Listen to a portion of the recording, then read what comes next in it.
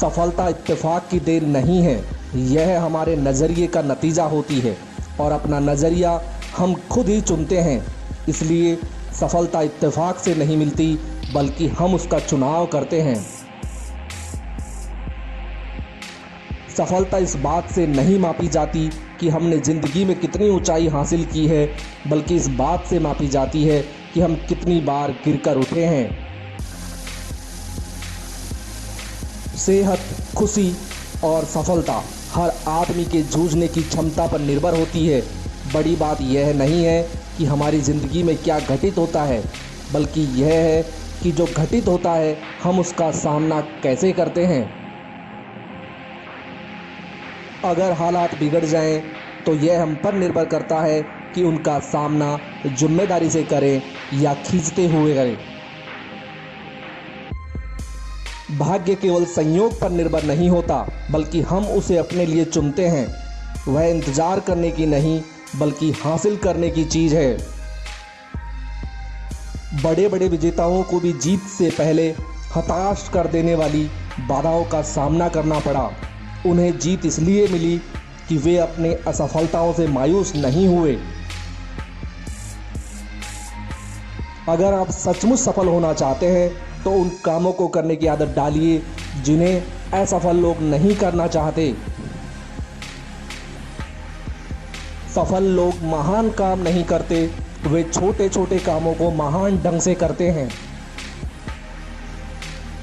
सिर्फ सफल होने की कोशिश न करें, बल्कि मूल्य आधारित जीवन जीने वाला मनुष्य बनने की कोशिश कीजिए।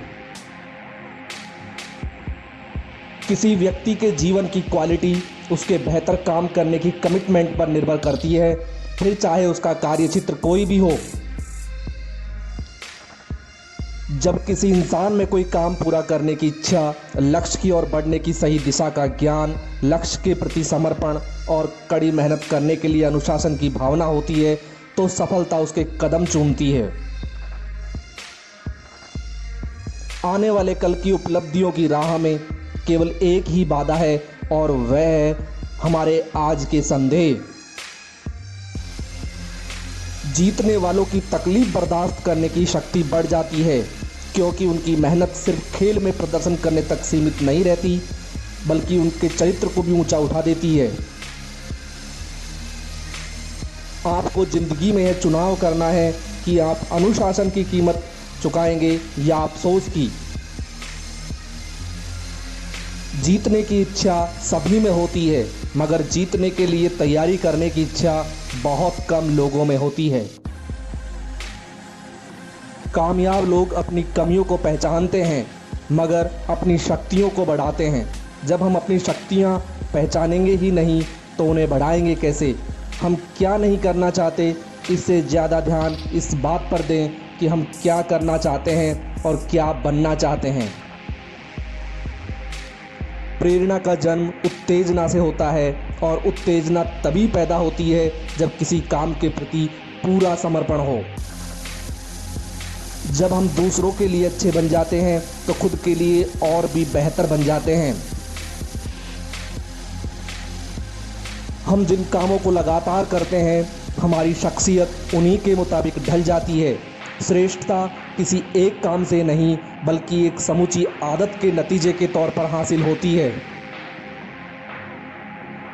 सफलता की फिलॉसफी: कायम रहें और संयम रखें।